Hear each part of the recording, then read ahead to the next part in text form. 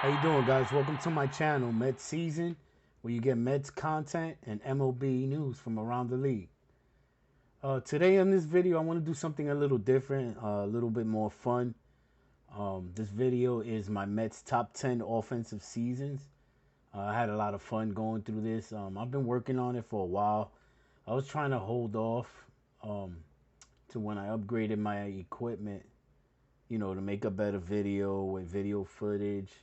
But since things are a little slow now, with spring training just starting, and pretty much the off season is over with as far as for right now, trades and free agency signings. So I decided to drop one of my Mets content videos today. So like I said, this is my Mets top 10 offensive seasons.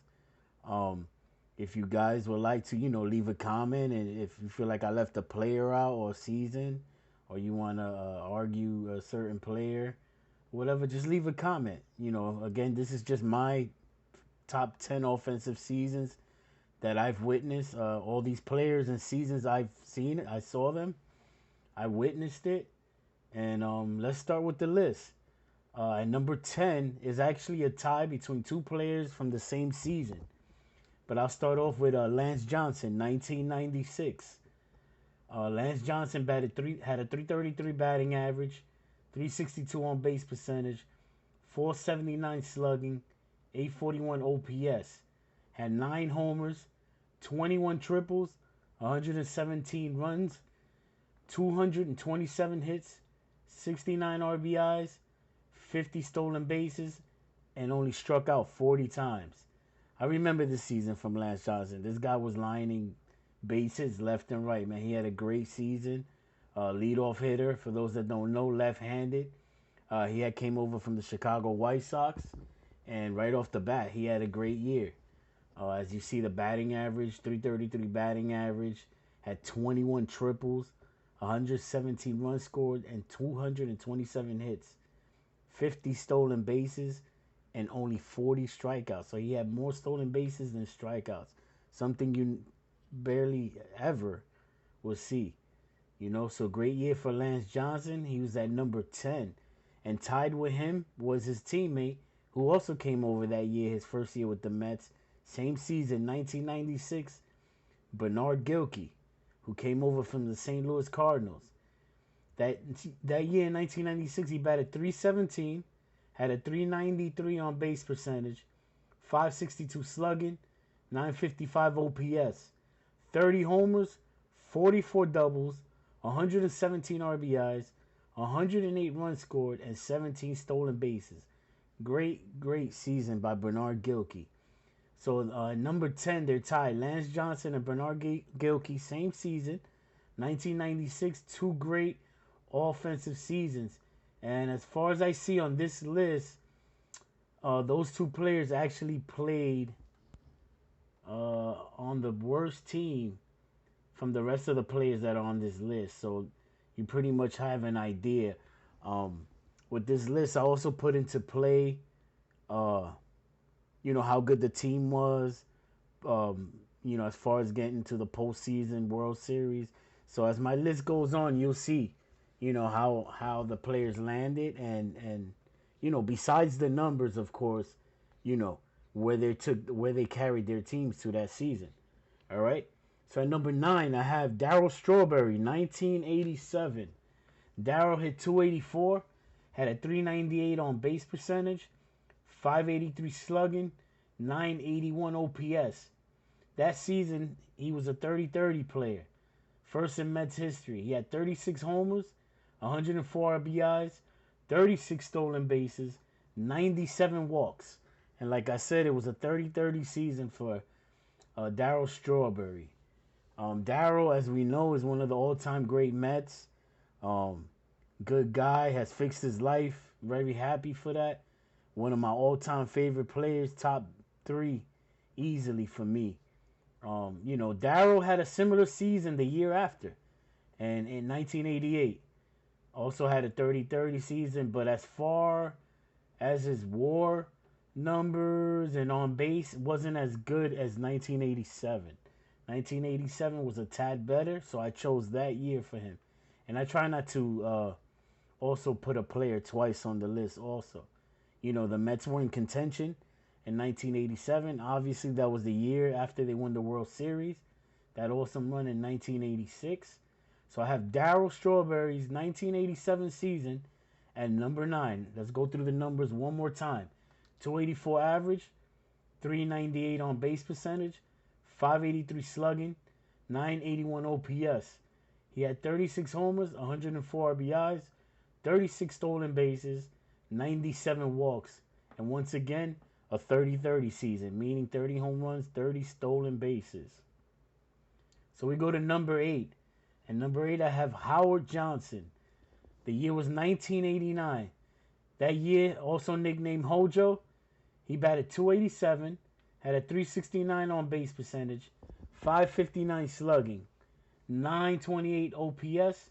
He had 36 homers, 41 doubles, 101 RBIs, 41 stolen bases. Also a 30-30 season. That year, his second 30-30 season, actually. Howard Johnson did it a couple of times. He had 4 good seasons during that era, basically from, I believe, 1987 to 91. In 1991, he had more homers, more RBIs, but a lesser batting average. Less stolen bases and got caught stealing more. So that's why I picked the 89 season over 91 for Hojo. Once again, I picked his 89 season over 91. He had, less stolen bases, more caught stealing, and a lesser batting average. So Howard Johnson at number 8, his 1989 season. Let's go through the numbers one more time. 287 average, 369 on base percentage, 559 slugging, 928 OPS, 36 homers, 41 doubles, 101 RBIs, 41 stolen bases, 30-30 season for Hojo in 1989. Coming in at number 7, John Olerud, first baseman of the Mets. All-star player, great glove, great player, period. And the year was 1998. Highest batting average by a New York Met ever. That year he hit 354, had a 447 on-base percentage, 551 slugging, a 998 OPS, 22 homers, 93 RBIs, had 197 hits, 96 walks. And let me add, in 1993 for the Toronto Blue Jays, listen to this. John Olerud batted 363 with 24 homers, 107 RBIs, 54 doubles, 114 walks, and a 473 on-base percentage. I just wanted to add that because that was such a great season. I know it wasn't for the Mets, it was for the Blue Jays, but just amazing season for Toronto in 93 and also in 1998 for the Mets, obviously. Again, let's go through John Olerud's 1998 numbers for the Mets.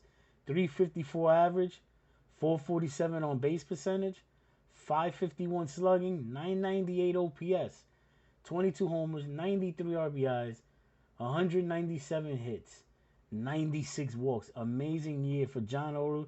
And let me add a great defensive first baseman also. Some of you guys that are young, maybe you might remember John Olerud. He's a guy that used to play first base with the actual helmet on. No ear flaps, just the helmet.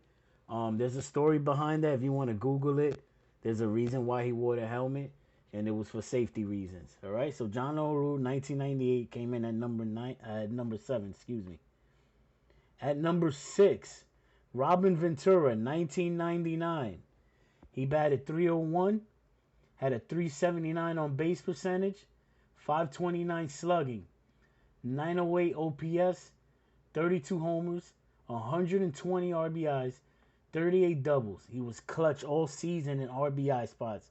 And you might ask, well, John Olerud's numbers are better than Robin Ventura's. Remember what I said. Here's the difference. In 1999, Robin Ventura played for the Mets that made the playoffs and made a run into the playoffs. They lost to the Atlanta Braves. That was the year Ventura had the Grand Slam single. All right. John Olerud's team in '98 did not make the playoffs. Ventura's did, so I put Ventura ahead of John Olerud at number 6. Let's run through his numbers one more time. Again, number 6, Robin Ventura. The year was 1999.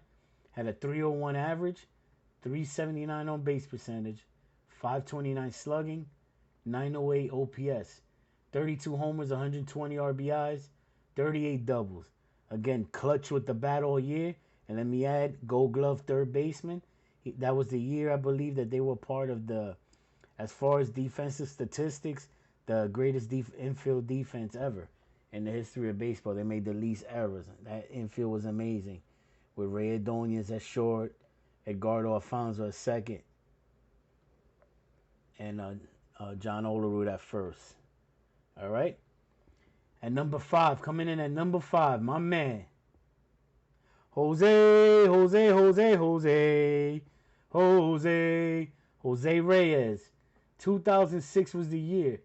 He batted 300, 354 on base percentage, 487 slugging percentage, 841 OPS, 19 homers, 81 RBIs, 194 hits, 17 triples, 64 stolen bases, 66 extra base hits, 122 run score.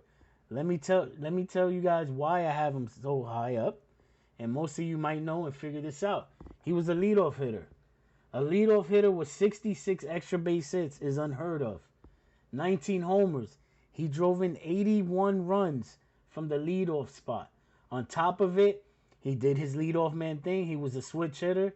You know, he got on base, stole bags, and scored runs. So not only did he do the leadoff thing of, you know, getting on base, stealing, and scoring runs, but he also hit for some power and drove in runs. All right, so I put him at number 5. Amazing year for a leadoff hitter. Jose Reyes, one of the greatest leadoff hitters, period, of all time, and definitely of that era.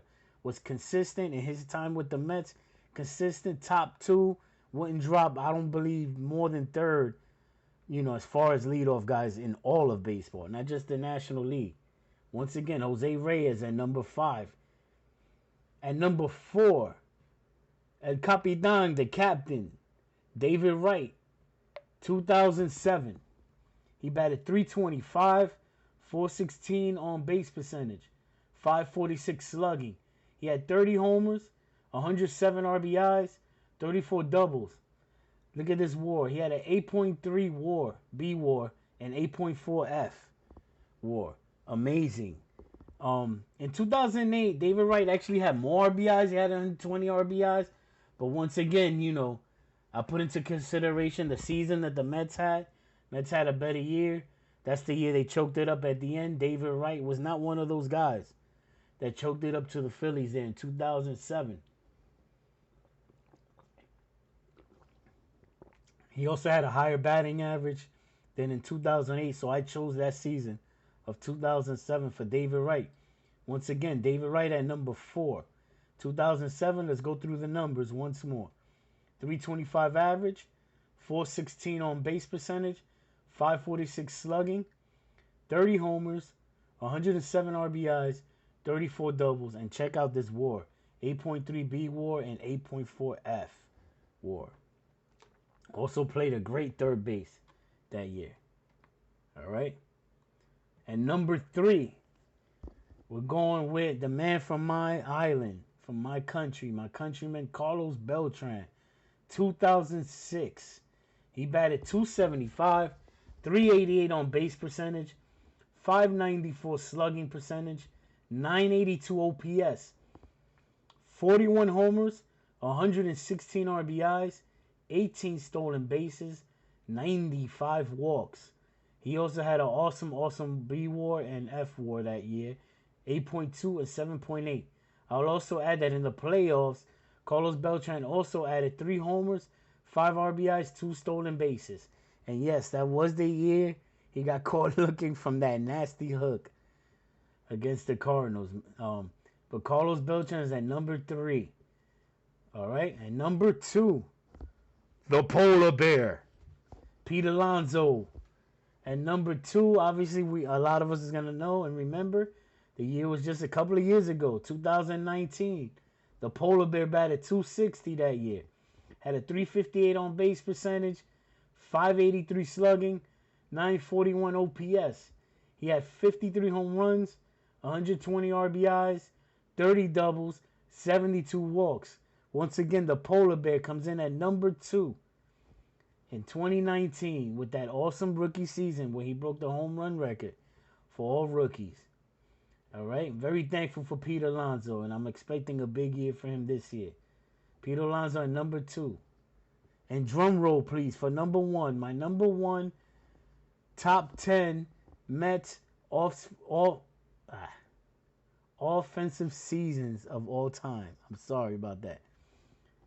Mike Piazza. The year was 2000. He batted 324, 398 on base percentage, 614 slugging. Check out the OPS, 1.012, 38 homers, 113 RBIs, and check this out, right? In the playoffs, he still hit 300, had a higher on base percentage of 402, a higher slugging of 642. He added 4 homers and 8 RBIs in the postseason that year. And of course, also, that is the year that the Mets went to the World Series against the New York Yankees. Excuse me. So that is the number 1 season. Mike Piazza, number 1, top 10 Mets offensive seasons. 2000. Let's go through the numbers one more time. 324 average, 398 on base percentage, 614 slugging. His OPS was 1.012, 38 homers, 113 RBIs. In the playoffs, he added a 302 average, 402 on base, which was actually higher than the regular season, 642 slugging, higher than the regular season, added 4 homers and 8 RBIs, had major hits and long balls in the playoffs that year. So there you go, guys. Those are my top 10 Mets offensive seasons of all time. And Mike Piazza came in at number 1, his 2000 season. All right? Once again, I put into consideration how well the team did that year. As far as, wins, losses, if they made the playoffs, the World Series, the role the player had. And obviously, we know Mike Piazza was the man. He was the man with the bat. They got to the World Series and put up great numbers that year. So he came in number 1. So we'll go right through the list again. Mike Piazza, number 1. Pete Alonso's 2019 season at number 2. Carlos Beltran, 2006 season at number 3. David Wright, 2007 season at number 4. Jose Reyes, 2006 season at number 5. Robin Ventura, 1999 season at number 6. John Olerud, 1998 at number 7, 1998 season. Howard Johnson's 1989 season at number 8. Daryl the Strawman, Strawberry, his 1987 season at number 9. And tied at number 10 was Lance Johnson's 1996 season and Bernard Gilkey's 1996 season. They were both tied at number 10. So those are my Mets top 10 offensive seasons. Let me know what you guys think. Leave a comment. Any other players, any other seasons that come to mind from other players, just let me know. Leave a comment. Hope you guys enjoyed the video. A little bit of fun here. Some of the guys that have been around, maybe some, reminisce a little bit from some of these seasons. Again, Strawberry, Howard Johnson, Piazza, Olerud, Reyes, right? All those guys had multiple, at least 2-3 years, even, close to the ones that I've chose.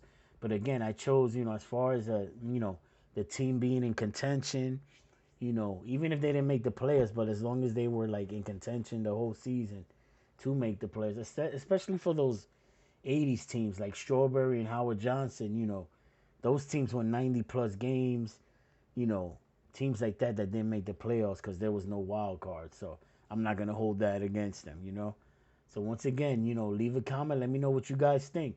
All right? Over and out. Let's go Mets.